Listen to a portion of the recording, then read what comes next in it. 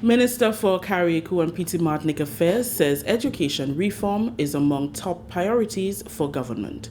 We'll have details to this story and more in the national report.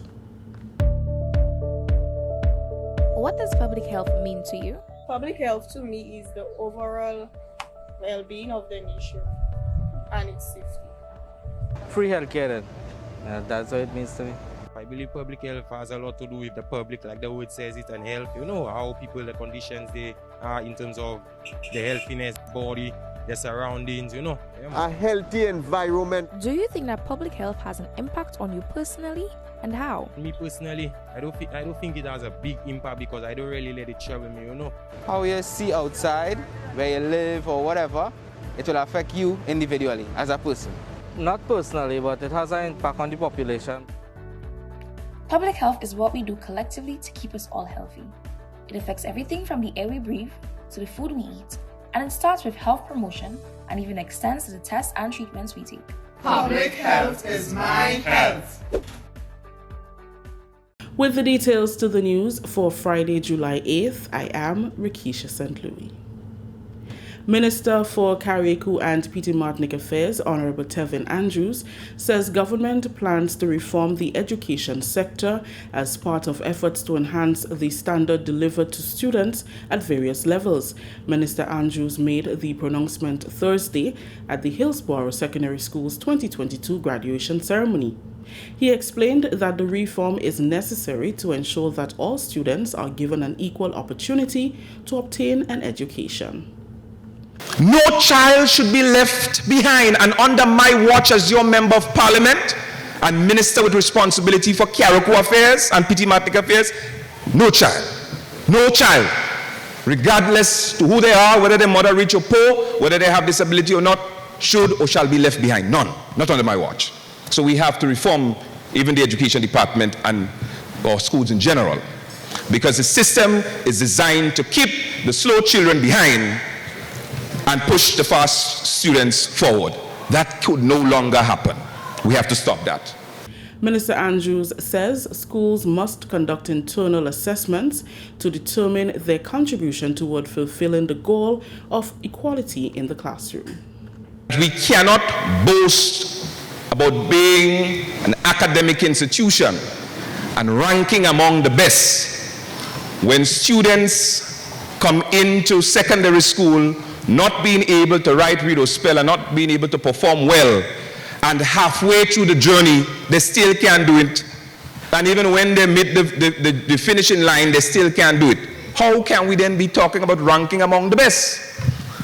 If you are an educational institution, if you are the education department, and if you are teachers, and you have students like that, then something is fundamentally wrong. And too much times we focus on the bright children, the fast learners, and so too they must be commended. However, we must equally place emphasis on the slow learners. The newly elected minister also promised the teachers that government is working to address the issue of salary and wage increases. The graduation ceremony was held under the theme, Overcoming Adversities During a Global Pandemic. After months of planning, the Grenada Airports Authority executed a successful full-scale emergency preparedness exercise at the Maurice Bishop International Airport on Friday. This emergency preparedness exercise is held once every 2 years. Participants were drawn from the Royal Grenada Police Force, Fire Services, and the General Hospital, among others. Director of Operations at the MBIA is Christina Joseph. We have completed a successful exercise this morning. So far, no incident has been reported. So we are very grateful that there's no real-life incident reported for this exercise. So we're happy with that. Acting Chief Medical Officer Dr. Sean Charles and Tonia Hyacinth from the National Disaster Management Agency also participated in the exercise. From our end, the medical response was successfully activated. All of the relevant officers and heads were contacted, and our emergency response was activated. Our teams responded to the scene expeditiously. We do know the importance of such. We pray that we never have to actually real-life emergency aircraft crash on the Morris Bishop International Airport where we do have to respond. But ensuring that we have plans and procedures and policies in place to deal with such is of utter importance. And therefore, NAGMA remains committed to the MBIA and to Grenada to ensure that we do have the proper structures in place to actually execute if we do have to. John Mitchell is the Assistant Commissioner of Police with responsibility for operations. He is satisfied with the level of involvement from the various units within the RGPF. We have several roles and functions here at the airport in the event of emergencies. That one, crucial, is that of rescue, which involves the whole aspect of safety.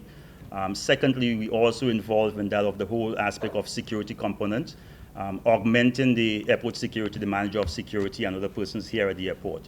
So these are two major aspects in which the RGPF is involved. And I thought that the RGPF specifically responded in a timely manner. So congratulations to each and every one of you. Representatives from the International Civil Aviation Organization also participated. This is the National Report. The news will continue after the break. Grenada, the road to soca and Groovy Monarch have officially been activated with 4 exciting nights of real Spice Mass action. It's the Groovy and Soca Prelims, where Grenada's top artists vie for a spot onto the next round in a quest to be crowned king. It all begins on Thursday, 7th July, with 2 back-to-back action-packed nights of soca preliminaries. That's right, Thursday and Friday. Last suggest in St. David, after which the Groovy takes center stage. Saturday, July 9th, Boss Yard in St. Patrick, and the final leg at the Victoria Hard Court in St. Mark. Come out and support your favorite artists. Showtime 7 p.m. Admission only $15. Don't miss the journey. We're on the road to Spice Mass 2022 Soca and Groovy Prelims. Thursday, July 7th to Sunday, July 10th. It's gonna be steamy. Welcome back. Grenada's Consul General in the United Arab Emirates, Roseanne Benjamin, handed over 2 defibrillators to the Princess Alice Hospital and the General Hospital on Friday. The automated external defibrillator, AED, is a device that helps medical practitioners to re-establish an effective heart rhythm to patients experiencing sudden cardiac arrest.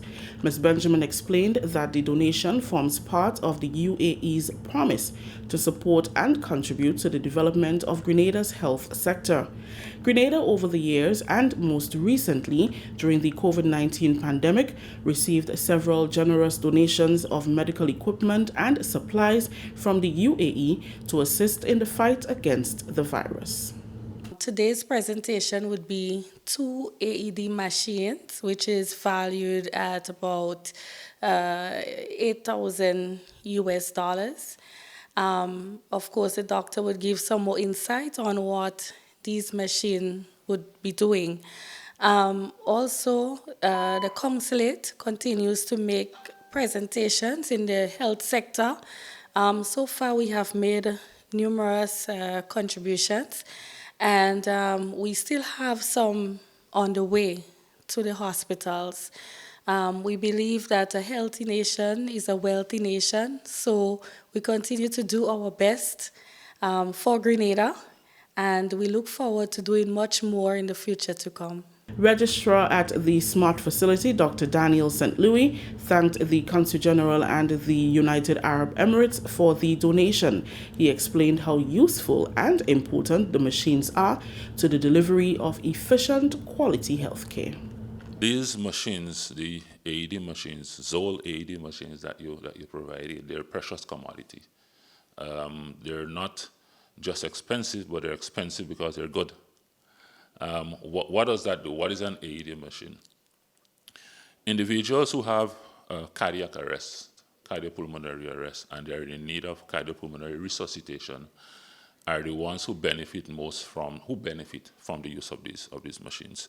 The machines are going to guide you as you do your resuscitation, because depending on the reason why somebody has a cardiac arrest, if there is a heart rhythm that needs to be shocked, the only way they're going to get out of it is if they receive an electric stimuli, controlled electric stimuli that these machines are able to provide. So the machine guides you as you do your resuscitation, but it is also able to provide the therapeutic input that you need for your patient to be able to come through.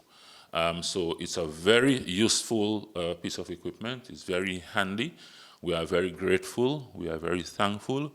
We look forward to putting it into use for the well-being, of course, of patients. And again, we, with a big heart, with a grateful heart, we say thank you. Today's donation also included face shields and pads for the defibrillators. The UAE recently donated 4 suction machines to the Princess Alice and other health facilities. Finally, in the news, the Ministry of Sports will begin its summer sports program on Monday, July 11th. The program, which will be conducted in all parishes and carriacou, is free of cost and will embrace various sport disciplines, including netball, basketball, cricket, track and field, swimming, volleyball, table tennis. The Ministry of Sports is encouraging parents and guardians to enroll their children in the program, which is designed for all ages. Participants can learn a new sport or develop their skills in any area they choose. Interested persons can register at the sports venue in their community or contact the Ministry of Sports at 440-6917. That number again, 440-6917 for more information. The summer program will be held at community playfields, hard courts, and netball courts throughout the island. The program is scheduled to conclude in August. That story just ended the national report for Friday, July 8th, recapping the top story. Minister for Carriacou and Petite Martinique Affairs says education reform is among top priorities for government. On behalf of the entire news and production team, I am Rikisha St. Louis saying thank you for joining us.